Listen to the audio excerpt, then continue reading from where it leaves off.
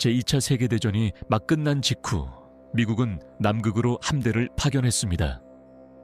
그러나 그곳에서 그들은 정체불명의 비행 물체들의 공격을 온몸으로 막아내야 했죠. 더 놀라운 것은 임무가 끝나자마자 사건의 모든 기록이 마치 증발하듯 사라졌다는 것입니다. 미군이 맞서 싸운 것은 과연 무엇이었을까요? 그리고 그것들은 지금도 남극의 두꺼운 빙하 아래 숨어있는 걸까요? 1946년 8월, 미국은 사상 최대 규모의 남극 원정을 시작했습니다. 이 임무는 최정예 해군 부대가 수행했으며 그들은 중무장 장비를 갖추고 있었습니다. 작전을 지휘한 인물은 리처드 버드 제독. 공식적인 목표는 과학조사와 군사훈련이었죠. 하지만 그것은 진실을 가린 단순한 가면에 불과했습니다. 실제 목표 중 하나는 남극에서 미국의 영토권을 확장하는 것이었습니다.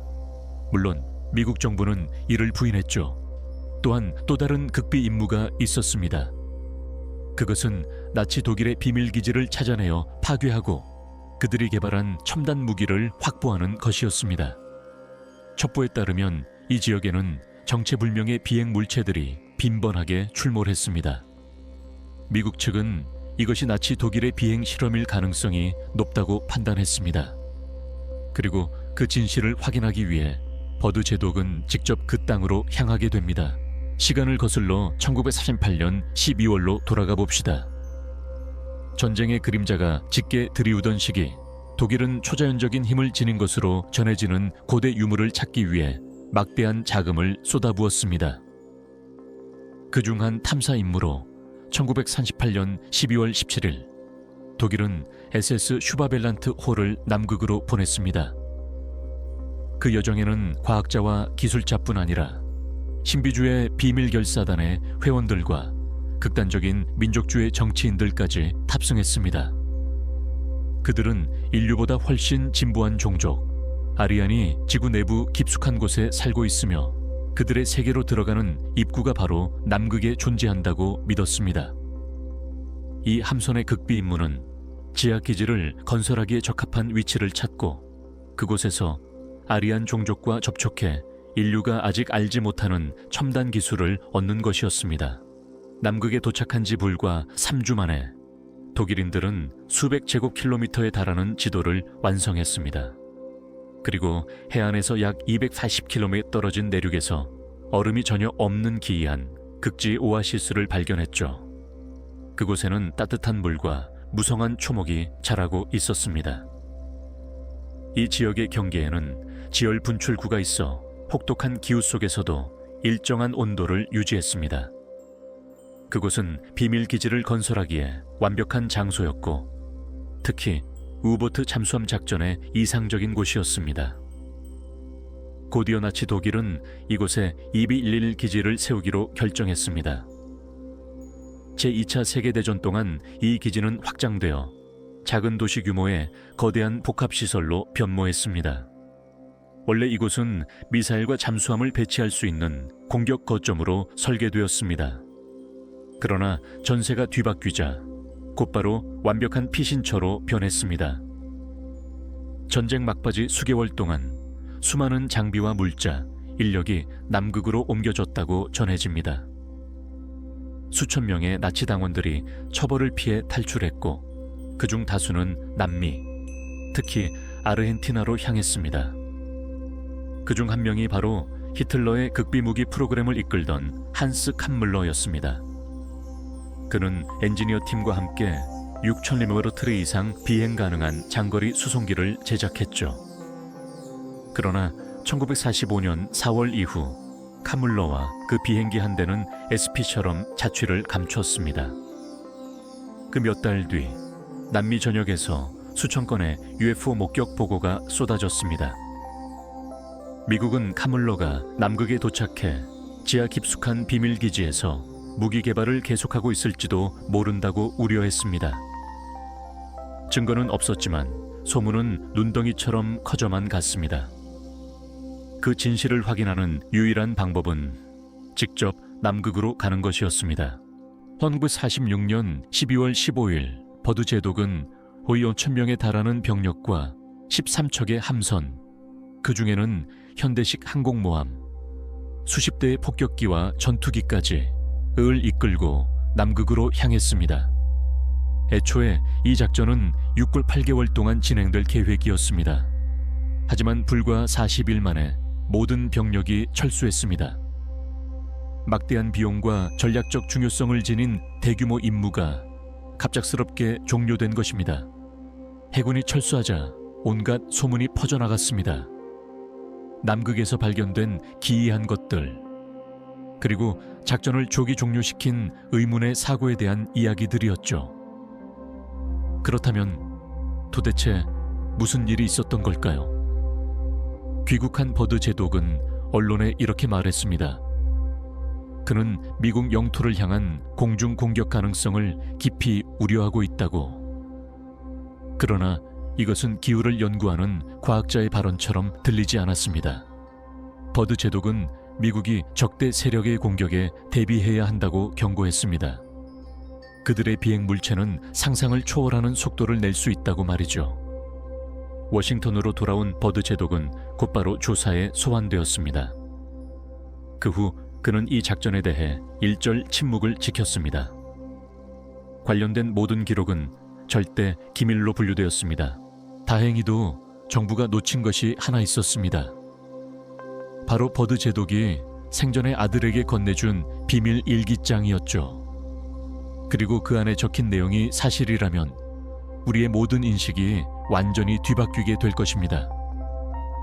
일기에 따르면 버드 제독은 이른 아침에 비행을 시작했습니다. 오전 8시 15분 해발 700밀리 탈원 상공에서 첫 무전 보고를 했습니다. 그리고 오전 9시 10분 그는 눈 위에 낯선 색채가 번지는 것을 보고 더 가까이 확인하기 위해 기술을 돌렸습니다. 그 순간 항법 장치가 이상을 보이기 시작했습니다. 2개의 나침반이 미친 듯이 회전했고 그는 어쩔 수 없이 태양을 보고 방향을 잡아야 했습니다. 조종 장치도 둔해졌는데 마치 비행기가 보이지 않는 힘에 붙잡힌 듯 했습니다. 고도를 낮추자 그의 눈앞에 푸른 계곡이 펼쳐졌습니다. 작은 강이 그 가운데를 흐르고 있었고 왼편에는 산비탈을 따라 울창한 숲이 자라나 있었습니다. 이곳의 빛은 이상하게도 태양은 이미 진 듯했지만 땅은 환히 빛나고 있었습니다. 계곡 아래에는 거대한 생명체가 풀을 뜯고 있었습니다. 그 모습은 마치 메모드와 같았습니다. 버드 제독은 고도를 300m까지 낮추고 망원경을 들었습니다. 그것은 정말로 선사시대의 동물과 같았습니다. 그때 외부 온도는 섭씨 23도. 남극에서는 도저히 불가능한 수치였습니다. 항법 장치는 다시 정상으로 돌아왔지만 무정인은 여전히 완전한 침묵 속이었죠. 약 1시간이 흐른 뒤 지평선 위에 찬란히 빛나는 도시가 나타났습니다. 그리고 갑자기 원반 모양의 비행 물체 2대가 비행기 양쪽에서 다가왔습니다. 그들은 빛을 발했지만 단 한 점의 소음도 내지 않았습니다. 엔진은 멈췄지만 비행기는 여전히 부드럽게 움직였습니다. 마치 보이지 않는 힘이 조종하는 듯 했습니다. 그 순간 버드 제독은 비행 물체 표면에 새겨진 하켄크로이츠, 나치의 상징을 보았습니다. 그때 무정이에서 독일 억양이 섞인 영어 목소리가 들려왔습니다. 우리의 영토에 오신 것을 환영합니다. 안심하십시오. 당신은 보호받고 있습니다. 그리고 비행기는 버드 제독의 조종 없이도 부드럽게 착륙했습니다. 그를 맞이한 것은 키가 크고 금발인 몇 명의 남자들이었습니다. 그들은 그를 공중에 떠 있는 플랫폼에 태웠고 엄청난 속도로 도시로 향했습니다.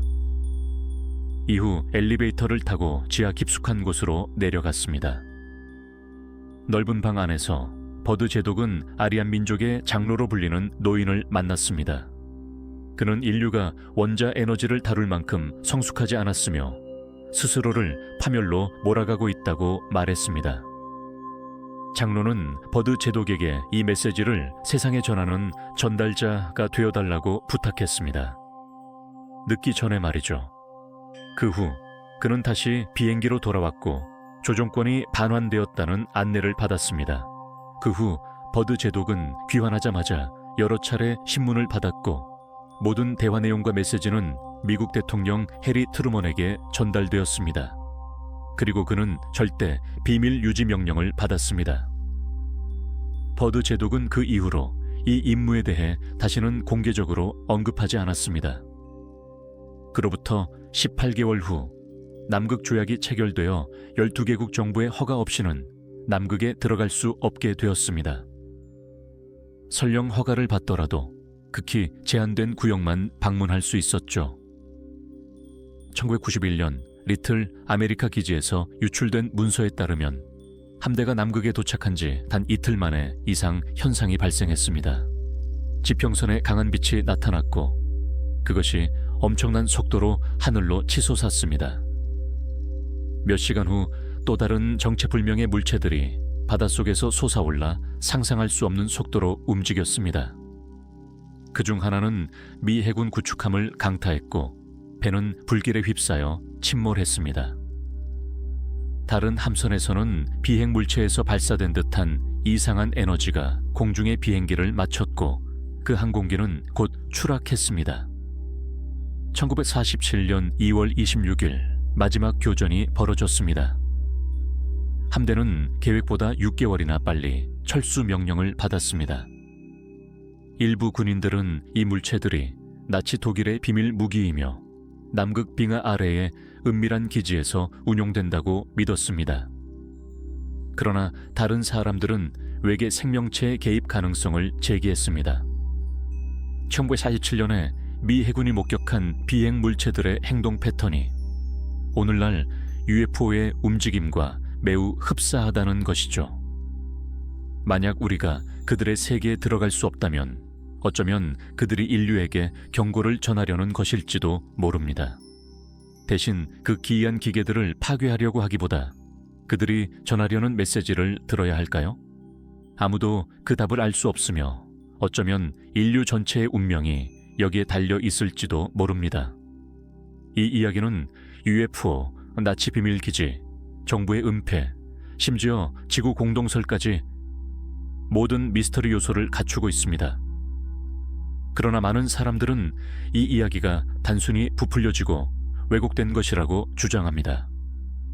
사실 버드 제독의 비밀 일기 내용 중 일부는 소설이나 영화에서 가져온 것으로 보입니다. 1964년 레이먼드 버나드라는 필명으로 출판된 지구 공동설 관련 책에는 버드 제독 이야기가 많이 등장했습니다. 무엇보다도 그의 다른 기록들과 비교했을 때 이 일기에는 지나치게 많은 감탄부호가 사용되었으며 버드 제독 특유의 냉정하고 간결한 문체와는 거리가 있었습니다. 또한 나치 독일이 1938년에 남극에 간 이유는 혹시 고래잡이 산업을 위한 항구를 찾기 위해서였을 수도 있습니다. 당시 전쟁이 발발하지 않았고 독일은 수입에 의존하지 않는 자체 공급망을 확보하려 했습니다. 남극 탐사 중 독일이 영유권을 주장한 것은 사실이나 그곳에 실제 비밀 기지가 존재했다는 증거는 없습니다. 미국 정부가 이 작전의 진짜 목적을 숨기고 있었을 가능성은 있습니다. 버드 제독은 칠레 언론 인터뷰에서 미국이 남극과 북극 양쪽에서 날아오는 고속 비행체의 위협에 대비해야 한다고만 말했을 뿐입니다. 하지만 이 발언은 여러 차례 의도적으로 확대 해석되었습니다. 결국 진실은 여전히 얼음 속에 묻혀 있습니다. 수십 년이 지난 지금까지도 그날 남극에서 무슨 일이 있었는지는 아무도 모릅니다. 그리고 어쩌면 우리는 결코 알 수 없을지도 모릅니다.